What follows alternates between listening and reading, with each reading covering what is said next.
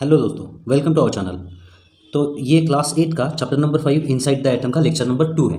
तो पिछली वीडियो में हमने देखा था दोस्तों कि ऋषि मुनि कनद जो हैं, ठीक है, और डेमोक्राइटस जो हैं, ग्रीक फिलोसोफर डेमोक्राइटस, इन दोनों ने हमें बोला कि मैटर जो है ये छोटे छोटे पार्टिकल से बना हुआ है, और वो जो छोटे पार्टिकल्स है वो इंडिविजिबल हैं और इनडिस्ट्रक्टिबल हैं।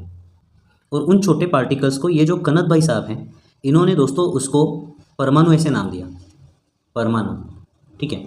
और डेमोक्राइटस ने वही चीज़ बोली, लेकिन उन छोटी पार्टिकल्स को दोस्तों उन्होंने नाम दिया एटम, ठीक है। और आज तक हम यही नाम उसको यूज़ कर रहे हैं। अब दोस्तों ये जो एटम है इसके बारे में खोज शुरू हुई, मतलब एटम दिखता कैसे है, इसके अंदर क्या क्या चीज़ें हैं, इसके बारे में लोगों ने पढ़ना शुरू किया, ठीक है। तो सबसे पहले जो थे, जो एटम के बारे में पढ़ रहे थे, उनका नाम है डाल्टन, ठीक है। तो डाल्टन ने ये जो एटम है इसके बारे में हमें कुछ जानकारी दी। तो सन 1803 में दोस्तों डाल्टन भाई साहब ने एटम के बारे में जो जानकारी हमें दी उसी को डाल्टन्स एटॉमिक थ्योरी बोला जाता है। तो दोस्तों अब यहाँ पर देखते हैं हम लोग, ये जो डाल्टन है इन्होंने एटम के बारे में क्या क्या बोला है। तो सबसे पहला पॉइंट क्या है, matter is made up of atom which are indivisible and indestructible. तो जो कनद भाई साहब और डेमोक्रेटिक भाई साहब ने बोला वही दोस्तों डाल्टन ने हम बात बोली है, ठीक है। वो क्या है कि matter is made up of atoms which are indivisible and indestructible. तो मैटर एटम का बना हुआ है और एटम जो है वो इंडिविजिबल है और इनडिस्ट्रक्टिबल है। यहाँ पे कोई नई बात नहीं बोल रहे हैं, जो इन्होंने बोला वही यहाँ पर बोल रहे हैं, ठीक है। अब दूसरा पॉइंट क्या बोल रहे हैं देखिए, दूसरा पॉइंट क्या है देखिए, atom is like a solid sphere with no internal structure. तो डाल्टन क्या बोल रहे हैं कि जो एटम है ये एक सॉलिड स्फीयर जैसे है। सॉलिड स्फीयर मतलब जैसे बॉल बीरिंग का वो बॉल होता है ना, ठीक है, वो एक सॉलिड स्फीयर होता है ना, जैसे लेदर बॉल होता है क्रिकेट का, ठीक है। तो कुछ उस तरीके का एटम है विथ नो इंटरनल स्ट्रक्चर, और उसके अंदर कोई इंटरनल स्ट्रक्चर नहीं है, ठीक है, इंटरनल स्ट्रक्चर नहीं है, ऐसे डाल्टन बोल रहे हैं। जैसे बूंदी का लड्डू अगर आप देखोगे, बूंदी का मतलब मोतीचूर का जो लड्डू होता है, उसको अगर आप कट करते हो तो आपको ऐसे दिखेगा ना, ये हाफ बूंदी का लड्डू है मान लेते हैं, ठीक है। तो इसके अंदर ये छोटी छोटी बूंदी दिखेगी ना आपको। तो बूंदी का जो लड्डू है उसको इंटरनल स्ट्रक्चर होता है, लेकिन एटम को कोई इंटरनल स्ट्रक्चर नहीं होता। तो एटम ये बूंदी के लड्डू जैसा नहीं है, ये बॉल बेरिंग के बॉल जैसा है, ऐसा डाल्टन बोल रहे हैं।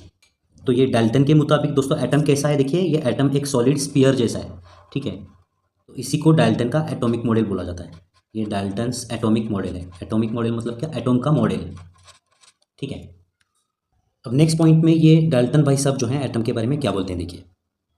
थर्ड पॉइंट क्या है देखिए, mass is distributed uniformly through out the atom. इसका मतलब क्या है कि जो मास है वो यूनिफॉर्मली डिस्ट्रीब्यूट हुआ है एटम के अंदर। यूनिफॉर्मली मतलब इवनली, ऐसा नहीं है कि यहाँ पे मास कम है और यहाँ पे मास ज़्यादा है, ऐसा नहीं होगा, ठीक है। हर तरफ मास जो है वो इवनली मतलब यूनिफॉर्मली डिस्ट्रीब्यूट हुआ है, ठीक है। ये है third point Dalton's atomic theory का। अब दोस्तों ये डाल्टन की जो एटॉमिक थ्योरी है इसका फोर्थ पॉइंट क्या है देखिए, all atoms of same elements are same and all atoms of different elements are different. इसका मीनिंग क्या है कि मान लेते हैं आपके पास कोई एक एलिमेंट है हाइड्रोजन, तो इसके हाइड्रोजन के सारे जो एटम्स हैं वो एक जैसे होंगे। आपके पास कोई दूसरा एलिमेंट है, मान लेते हैं ऑक्सीजन, तो ये ऑक्सीजन के भी सारे जो एटम्स हैं वो एक जैसे होंगे। लेकिन हाइड्रोजन का एटम और ये ऑक्सीजन का एटम ये अलग अलग दिखेंगे। हाइड्रोजन के सारे एटम एक जैसे दिखेंगे, ऑक्सीजन के सारे एटम एक जैसे दिखेंगे, लेकिन हाइड्रोजन का और ऑक्सीजन का एटम अलग अलग दिखेंगे। इसका ये मीनिंग है। फिर से एक बार पढ़िए, all atoms of same element are same, same elements के सारे एटम एक जैसे हैं, and all atoms of different element are different, और अलग अलग एलिमेंट के एटम अलग अलग हैं। तो एग्जाम में अगर डाल्टन्स एटॉमिक थ्योरी के बारे में पूछा जाता है तो ये 4 पॉइंट्स आपको लिखने हैं, ठीक है। तो डाल्टन ने डाल्टन के एटॉमिक थ्योरी में क्या बताया दोस्तों कि एटम एक सॉलिड स्फीयर की तरह है और इसके अंदर कोई इंटरनल स्ट्रक्चर नहीं है, ठीक है। लेकिन इसके बाद जो साइंटिस्ट है दोस्तों, इसके बाद कौन से साइंटिस्ट आए, 1904 में थॉमसन नाम के एक साइंटिस्ट थे। ये थॉमसन एक बार पढ़ाई कर रहे थे और इनको एटम के अंदर कुछ निगेटिवली चार्ज पार्टिकल्स दिखे, ठीक है। तो फिर इन्होंने और पढ़ाई की और एटम के बारे में कुछ जानकारी इकट्ठा करी, ठीक है। तो ये थॉमसन भाई साहब जो है इन्होंने एटम के बारे में क्या क्या बोला, इसके बारे में अब हम यहाँ पर बात करेंगे। तो दोस्तों 1904 में ये जो थॉमसन है, ये थॉमसन ने एटम के बारे में क्या क्या बोला उसके बारे में अब हम यहाँ पर बात करेंगे।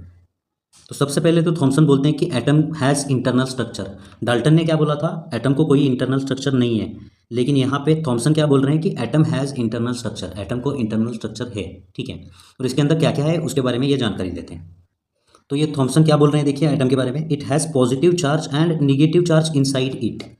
तो एटम के अंदर क्या पॉजिटिव चार्ज भी है और निगेटिव चार्ज भी है, ठीक है। इसके अंदर इंटरनल स्ट्रक्चर है और इस इंटरनल स्ट्रक्चर के अंदर पॉजिटिव चार्ज है और निगेटिव चार्ज भी है, ठीक है। अब नेक्स्ट पॉइंट क्या बोल रहे हैं देखिए, ये